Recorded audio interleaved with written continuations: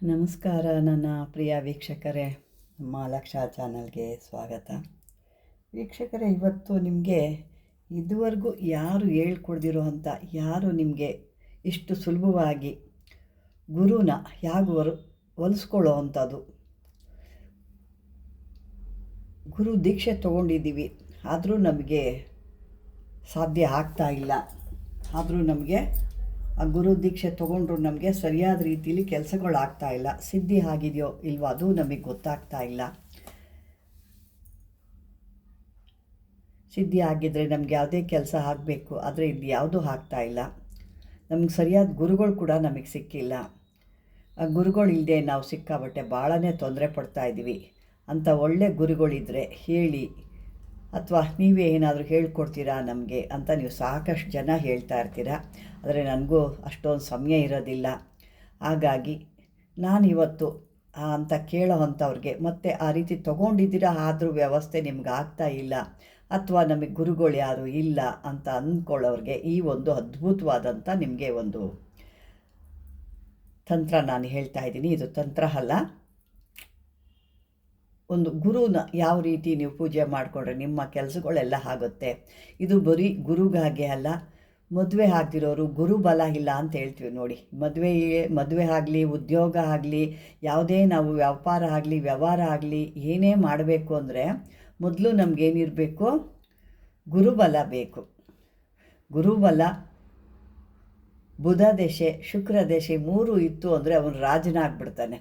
ಅದೇ ರೀತಿ ಇಲ್ಲಿ ಮೊದಲು ನಮಗೆ ಒಂದು ಗುರುನ ಆಶೀರ್ವಾದ ನಮಗೆ ಬೇಕು. ಅದಕ್ಕೆ ಬೇಕು ಅಂದರೆ ನಾವು ಏನು ಮಾಡಬೇಕು, ಈ ರೀತಿ ಕೆಲವೊಂದು ಪಾದುಕೆಗಳನ್ನ ಗುರು ಪಾದುಕೆಗಳು ಅಂತ ಹೇಳ್ತಾರೆ. ಇದು ನಾನು ನಿಮಗೆ ಹತ್ತಿರದಲ್ಲೇ ತೋರಿಸ್ತೀನಿ. ಇದು ನೋಡಿ, ಗುರು ಪಾದುಕೆಗಳು ಅಂತ ಹೇಳ್ತಾರೆ ಇದನ್ನು.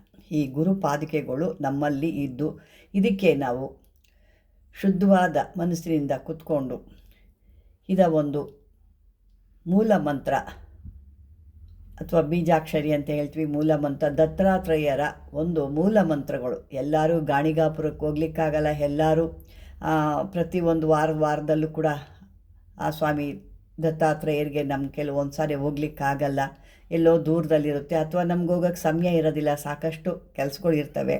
ಹಾಗಾಗಿ ಮನೇಲೇ ನಾವು ಕೂತ್ಕೊಂಡು ಆ ಸ್ವಾಮಿಯ ನಾವು ಯಾವ ರೀತಿ ಗುರುಗಳ ಒಂದು ಗುರು ಬದಲಿ ಗುರು, ಈಗ ಈಗಂತೂ ಸರಿಯಾದ ಗುರುಗಳು ಸಿಗ್ತಾ ಇಲ್ಲ ನೋಡಿ. ಅದರಲ್ಲಿ ಇನ್ನೂ ಪುಟ್ಟದಾಗಿರುವಂಥ ಕೂಡ ನಾನು ಇದು ಪುಟ್ಟದಾಗಿ, ಕೆಲವರಿಗೆ ಜಾಗ ಇರಲ್ಲ, ಪುಟ್ಟದಾಗಿರೋವಂಥದ್ದು ಬೇಕು, ಅದಕ್ಕೂ ಕೂಡ ಈ ರೀತಿ ಬರುತ್ತೆ. ಇದನ್ನು ಕೂಡ ನಾನು ತೋರಿಸ್ತೀನಿ. ಇಂಥ ಒಂದು ಗುರು ಪಾದುಕೆಗಳನ್ನ ಇಟ್ಕೊಂಡು ನೀವು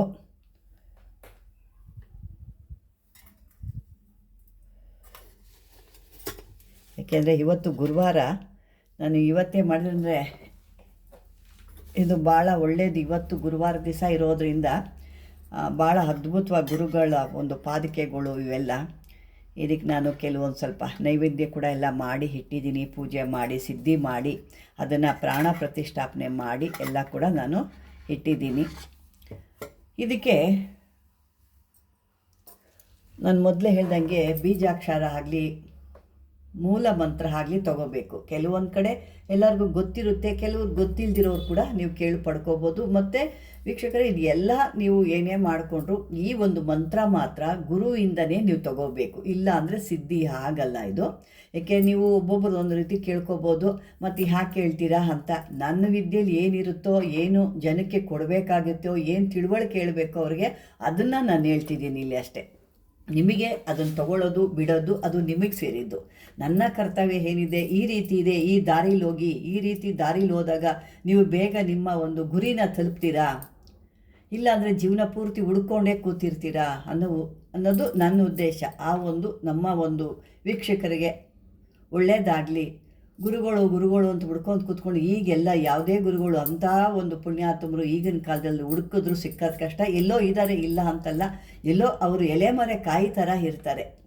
ಹಂಗಾಗಿ ಆ ಥರ ನಾವು ಹುಡ್ಕೊಂಡು ಅದಕ್ಕೆ ಒಂದಷ್ಟು ಸಮಯಗಳನ್ನ ವ್ಯರ್ಥ ಮಾಡಿ ಅವ್ರ ಹತ್ರ ನಾವು ತಗೊಳ್ಳೋ ಅಷ್ಟೊತ್ತಿಗೆ ಭಾಳ ಸಮಯನೇ ಆಗೋಗಿರುತ್ತೆ.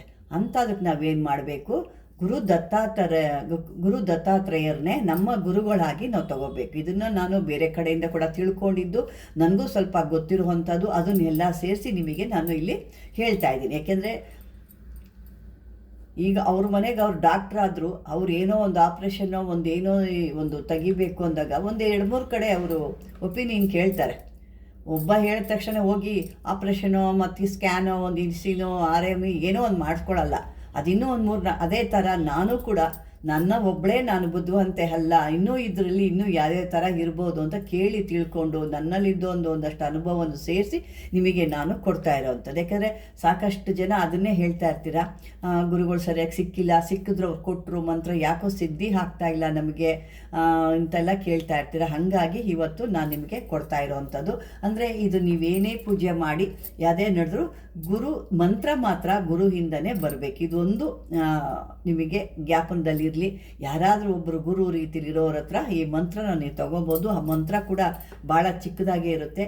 ಈ ಮಂತ್ರನ ನೀವೆಷ್ಟು ಮಾಡಬೇಕು, ಏನು ಮಾಡಬೇಕು ಅಂತ ಕೂಡ ಹೇಳ್ತೀನಿ. ಇದಕ್ಕೆ ಯಾವುದೇ ರೀತಿ ಸಮಯ ನಿಗದಿತವಾಗಿ ಏನಿಲ್ಲ. ನೀವು ಬೆಳಗ್ಗೆ ಮಾಡ್ಕೋಬೋದು, ಮಧ್ಯಾಹ್ನ ಮಾಡ್ಬೋದು, ರಾತ್ರಿ ಮಾಡ್ಬೋದು. ನಿಮಗೆ ಯಾವಾಗ ಸಮಯ ಸಿಗುತ್ತೋ, ಶುದ್ಧವಾಗಿರ್ತೀರೋ ಆ ಟೈಮಲ್ಲಿ ಇದನ್ನು ಮಾಡ್ಬೋದು. ಯಾಕಂದರೆ ಎಲ್ಲ ಬೆಳಗ್ಗೆ ಅಂದರೆ ಎಲ್ಲ ಸ್ನಾನ ಮಾಡಿ ಶುದ್ಧವಾಗಿ ಪೂಜೆ ಮಾಡಿ ಎಲ್ಲ ಹೋಗೋರು ಇರ್ತೀರ, ಆವಾಗ ಕೂಡ ಮಾಡ್ಬೋದು. ಅಥವಾ ಮಧ್ಯಾಹ್ನದಲ್ಲಿ ಕೂಡ ಮಾಡ್ಬೋದು, ಅಥವಾ ಸಂಜೆ ರಾತ್ರಿ ನೀವೆಲ್ಲ ಮಾಮೂಲಿ ದೀಪ ಹಚ್ಚಿ ಆ ಟೈಮಲ್ಲಿ ಕುತ್ಕೊಂಡು ಕೂಡ ಮಾಡ್ಬೋದು. ಇದನ್ನು 1 ಲಕ್ಷ ನೀವು ಎಷ್ಟು ದಿನಾರು ತಗೊಳ್ಳಿ. 1 ವಾರಕ್ಕೆ ತೊಗೊಳ್ತೀರಾ, 15 ದಿವಸಕ್ಕೆ ತೊಗೊಳ್ತೀರಾ, 1 ತಿಂಗಳಲ್ಲೇ ಮಾಡ್ತೀನಿ ಅಂತೀರಾ, ಅದು ನಿಮಗೆ ಶಕ್ತಿ ಬಿಟ್ಟಿದ್ದು. 1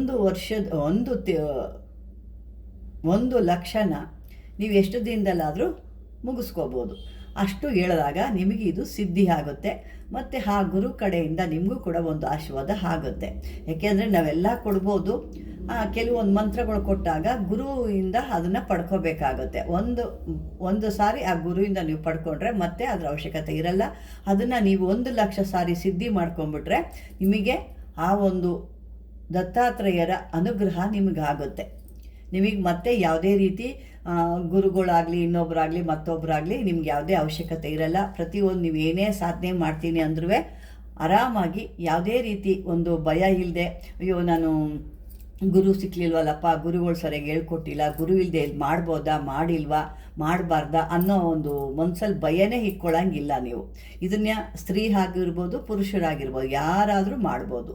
ಅಂದರೆ ಸ್ತ್ರೀರು ಅಂತಂದಾಗ ಕೆಲವೊಂದು ಸಮಯ ಇರುತ್ತೆ, ಆ ಸಮಯನ ಅವರು ಅದನ್ನು ತೆಗೆದಿಡಬೇಕು. ಆ ಟೈಮಲ್ಲಿ ಅದನ್ನು ಮಾಡಬಾರ್ದು.